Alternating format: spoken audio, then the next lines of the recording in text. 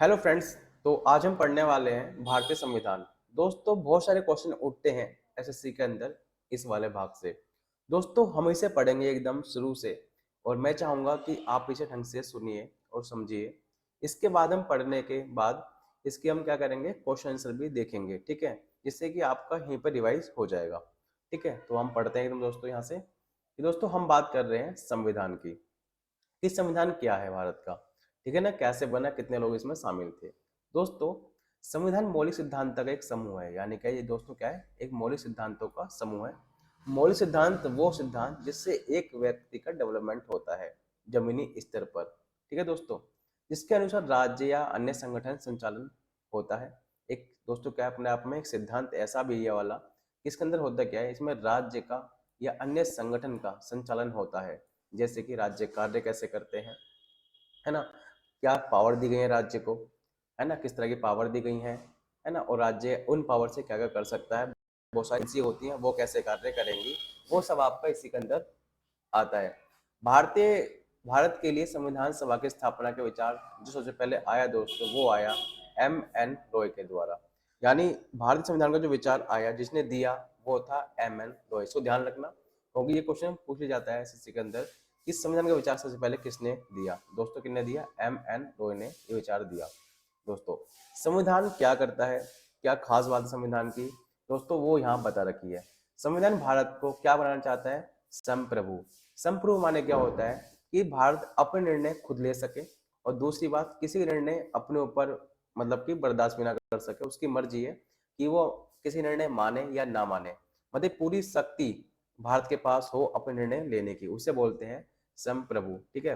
दूसरा समाजवादी, यानी भारत चाहता है, हमारा संविधान चाहता है भारत का कि भारत क्या बने, एक समाजवादी बने, जिससे कि पूरा समाज एक साथ रहे, ठीक है। और दूसरे समाज का कोई धर्म ना रहे, मतलब कि इसका मतलब यह है दोस्तों धर्मनिरपेक्ष का, कि समाज का हर व्यक्ति, हर एक व्यक्ति के धर्म का पालन, मतलब क्या करे, उसका सम्मान करे, ठीक है ना। किसी मतलब गवर्नमेंट किसी भी एक धर्म को बढ़ावा ना दे, ठीक है ना, सबको एक इक्वल नजर से देखे, उसे बोलते हैं धर्मनिरपेक्ष। तो भारत अपने आप में क्या है, संप्रभु है, समाजवादी है, साथ में क्या है, धर्म निरपेक्ष है। साथ में जब दोस्तों जब भारत ऐसा रहेगा, भारत के लोग सदस्य ऐसा मानेंगे, दोस्तों आप देखोगे भारत ऑटोमेटिक बन जाएगा लोकतांत्रिक गणराज्य, ठीक है ना। इस शर्त है हमारे संविधान की कि बात करता है संप्रभुता की, बात करता है देश के लिए, एक समाजवाद की बात करता है, साथ में दोस्तों क्या एक धर्मनिरपेक्ष की बात करता है, जहां पर हर एक व्यक्ति मतलब सभी धर्म का सम्मान करे, ठीक है ना। और गवर्नमेंट किसी किस्म के खास धर्म को मतलब ज्यादा प्रोत्साहित ना करे।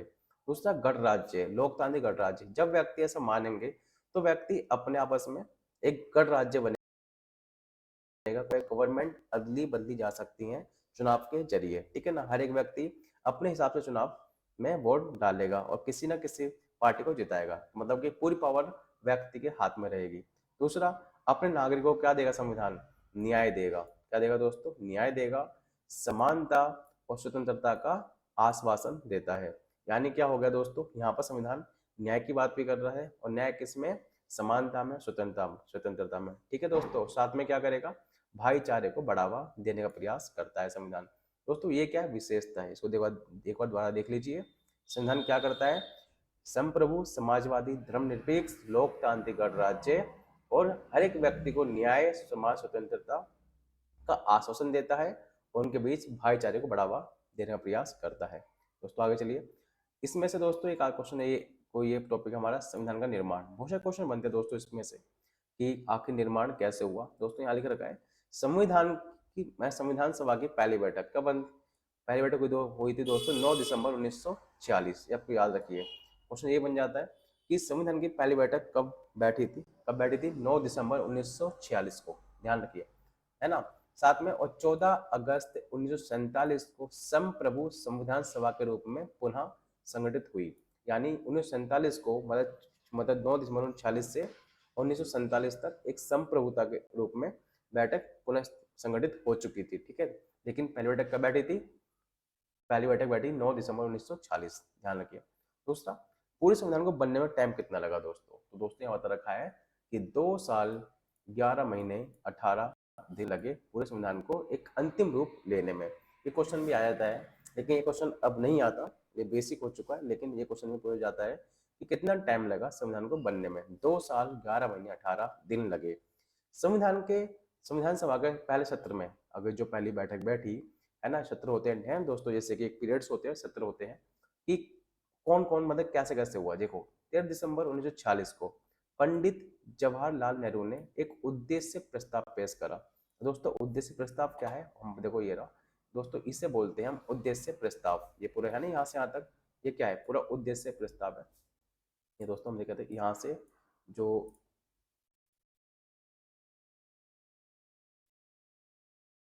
ये आप दिखाई दे रहा है, ये पूरा हिस्सा,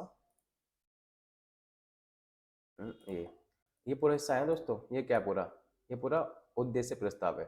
ये किसने पेश करा था दोस्तों, ध्यान रखिए, ये पेश करा पंडित जवाहरलाल नेहरू ने, ठीक है ना। कब, 13 दिसंबर 1946 को। लेकिन इसको अपनाया कब गया, 22 जनवरी 1947 को इसे अपनाया गया। ध्यान रखिए, क्वेश्चन आता है कि उद्देश्य प्रस्ताव है ना, ये किसने पेश करा, तो दोस्तों आप बोलोगे ये करा जवाहरलाल नेहरू ने। कब करा, 13 दिसंबर 1946। इसको लागू कब गया, मतलब इसे अपनाया कब गया, 22 जनवरी 1947 को इसको अपनाया गया। उसकी दोस्तों बात आती है संविधान सभा की स्थापना कैसे हुई।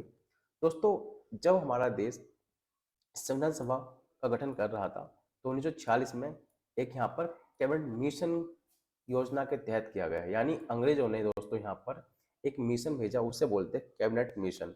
मतलब कि हमारा संविधान जो बनाया है, कहीं ना कहीं अंग्रेजों ने कैबिनेट मिशन के द्वारा बनाया है। बहुत सारी आपको मिशन, मतलब मिशन वो कई सारे एक मिशन दिखाई देंगे, उसमें से एक होता है कैबिनेट मिशन। ये ध्यान रखिएगा, एक बार ये क्वेश्चन आ जाता है कि संविधान सभा की स्थापना किसने करी, मतलब 1946 में कैबिनेट मिशन द्वारा हुई थी। दूसरा दोस्तों इसमें बात आती है कि कुल जनसंख्या, मतलब कुल संख्या थी संविधान सभा के अंदर जो लोग बैठे थे, उनकी संख्या कितनी थी।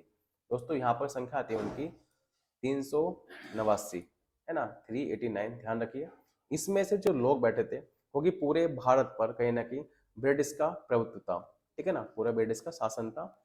इसलिए दोस्तों ब्रिटिश में से 296 लोग बैठे थे 389 के अंदर से। बल्कि और सबसे बड़ी बात क्या है कि 93 सीटें रियासतें को, मतलब जो देसी रियासतें थी हमारी, उनमें आवंटित की गई थी। तो कुल मिलाकर 389 में से 296 ब्रिटिश के लोग बैठे थे, और 93 सीटें मतलब देसी रियासतें थी, देसी रियासतें जो अपनी भारत की खुद की थी, उनके राजा यहाँ बैठे थे। दोस्तों इसमें से बात करते हैं 296 के अंदर से, ये वाला हिस्सा है ना, ये 296 वाला ब्रिटिश वाला, इसमें से लोग कहाँ कहाँ चुने गए थे वो देखते हैं एक बार।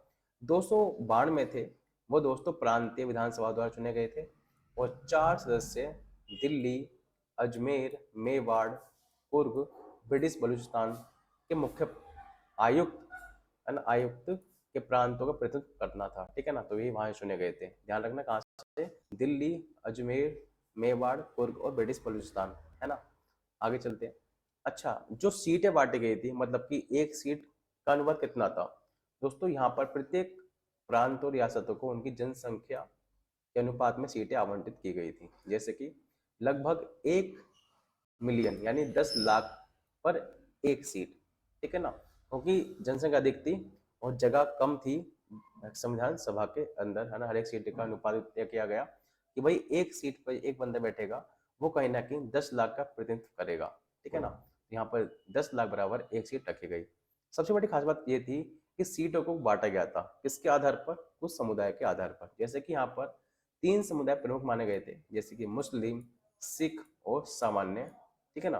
मुस्लिम, सिख और सामान्य दोस्तों पता सब वही, जैसे आज जनरल का वो स्टेटस है, पहले भी सामान्य का स्टेटस कुछ ऐसा ही था।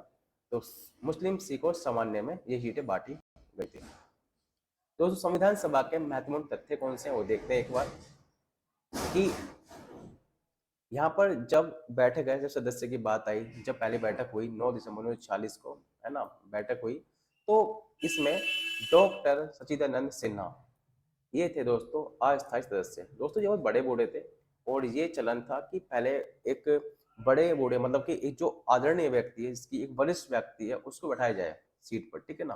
तो इनको बैठाया गया था, इसलिए अब इनकी डेथ हो सकती थी कभी ना कभी। तो इसको हमने क्या कहा, इन्हें चुना, अस्थायी सदस्य चुना, ठीक है ना, डॉक्टर सचिदानंद सिन्हा। इसको याद रखना दोस्तों, डॉक्टर सचिदानंद सिन्हा कौन थे, अस्थायी सदस्य थे, ठीक है ना, अध्यक्ष थे, ठीक है ना उसके। तो वैसे अध्यक्ष कौन थे दोस्तों? अध्यक्ष थे डॉक्टर राजेंद्र प्रसाद। कौन थे? ये थे अध्यक्ष। क्वेश्चन है ना, कंफ्यूजन मत होना इसके अंदर, क्योंकि इसमें अस्थाई और स्थाई है। अस्थाई ये परंपरा के अकॉर्डिंग है कि एक वरिष्ठ व्यक्ति होना चाहिए हमारा, ठीक है ना, लीडर। तो ये कौन थे? लेकिन जो मजबूत खिलाड़ी थे वो थे डॉक्टर राजेंद्र प्रसाद। ये कौन थे? अध्यक्ष थे। दोस्तों इसमें उपाध्यक्ष भी थे, उनका नाम था H.C. मुखर्जी, ठीक है ना। ये कौन थे? ये उपाध्यक्ष थे। H.C. मुखर्जी कौन थे? उपाध्यक्ष थे।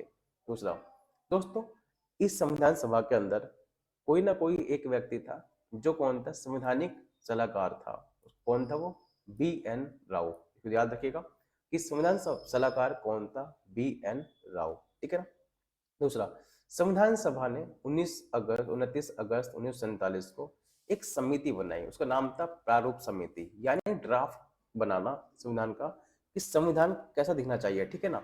तो दोस्तों इसके जो वो थे लीडर थे वो थे डॉक्टर B.R. अम्बेडकर। ध्यान रखना कि संविधान सभा के अंदर जो प्रारूप समिति, जो ड्राफ्ट कमेटी थी ना, उसके जो मेन लीडर थे वो थे डॉक्टर B.R. अम्बेडकर, ठीक है ना।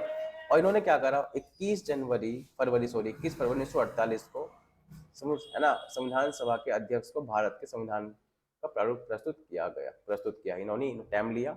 और 29 अगस्त से लेकर, मतलब कि 19 अगस्त 1947 से लेकर 21 फरवरी 1948 को इन्होंने प्रारूप तैयार करके दे दिया, भारतीय संविधान कैसा होगा, ठीक है ना।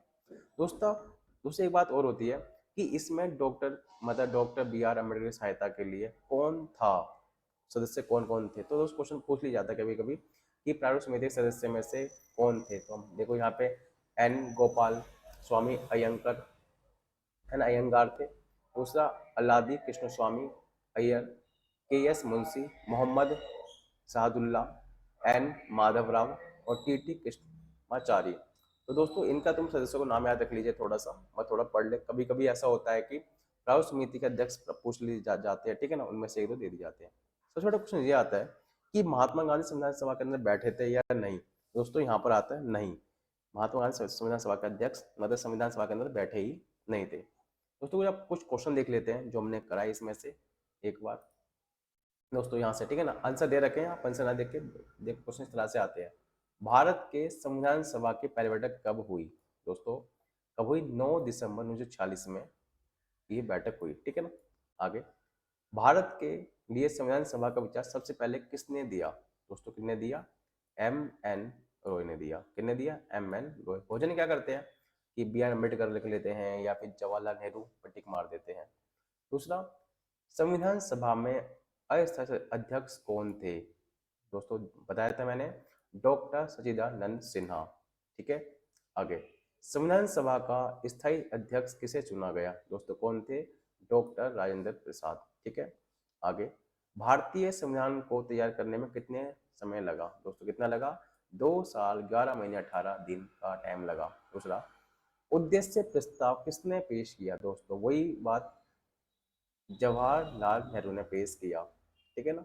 संविधान सभा की कुल सदस्य संख्या कितनी थी? दोस्तों क्वेश्चन पूछ जाता है ये वाला, आपको याद होना चाहिए, 389। संविधान सभा के गठन की योजना किसके द्वारा बनाई गई? दोस्तों पता है आपको, कमेट मिशन योजना द्वारा, ठीक है ना। इसे ये भी ब्रिटिश से आई थी और अंग्रेजों ने इसे भेजा था। प्रारूप समिति के अध्यक्ष कौन थे? दोस्तों वही डॉक्टर B.R. अम्बेडकर, ठीक है। आगे, संविधान सभा के संविधान सलाहकार कौन थे? B.N. राव। दोस्तों आज के लिए इतना ही, और हम आपसे आशा करते हैं कि आप इसको पूरी वीडियो देखिए दोस्तों, क्योंकि फर्स्ट टाइम बना रहे हैं तो ना, अब ऑफलाइन पढ़ाते हैं लेकिन ऑनलाइन पे हम यहाँ पर आए हैं, और आप इसे पसंद कीजिए, लाइक कीजिए, सब्सक्राइब कीजिए, ठीक है ना।